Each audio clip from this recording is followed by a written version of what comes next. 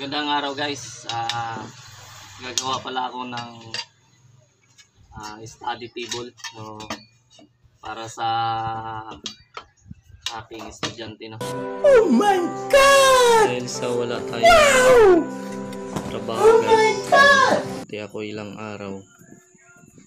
Gumawa muna tayo ng maliit na misa para sa estudyante ko dahil wala siyang mapag-studian.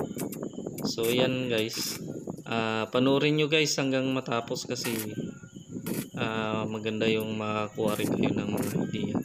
So yan ay ginawa natin. Yan, pinag-X lang natin yung mga bakal na yan. Yan ay mga strap ko na yan, ng mga bakal na putol-putol na yan guys, na pinagamitan ko sa mga ginagawa kong mga gig. So imbis na ipabinta natin o itapon natin, ginawa na lang natin ng para mapakinabangan. So yan nga yung kinakalawang na nga yan.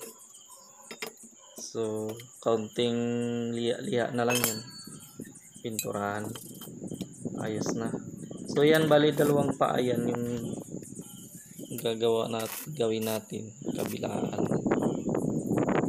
So yan guys, yung ispat-ispatan na natin yan para mabuo.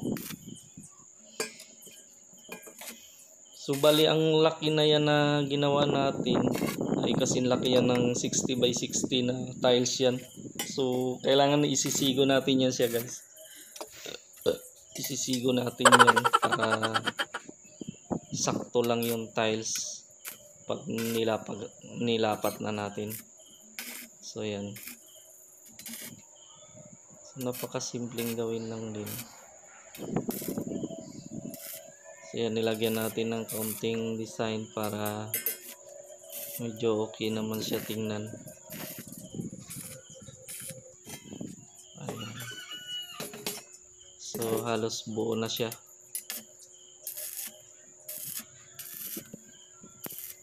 So bali yan ang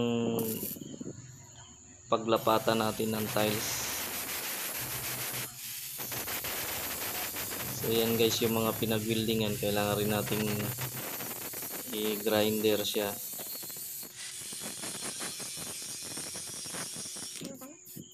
Ayan, in-applyan natin ng pintura.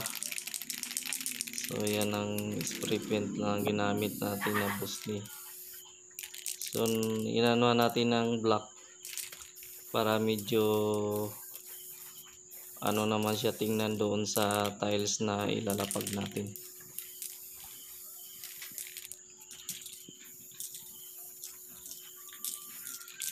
So ayan guys, umubos lang siya ng isang spray paint.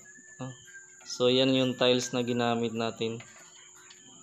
Ayan, 60 by 60 yung laki niyan. So sakto doon sa ginawa natin. Ayos. Ayan na guys. So yan guys, maraming salamat sa panonood. So kung nagustuhan nyo guys, huwag nyo kalimutan i-subscribe, like and share para updated kayo guys sa mga video kong i-upload.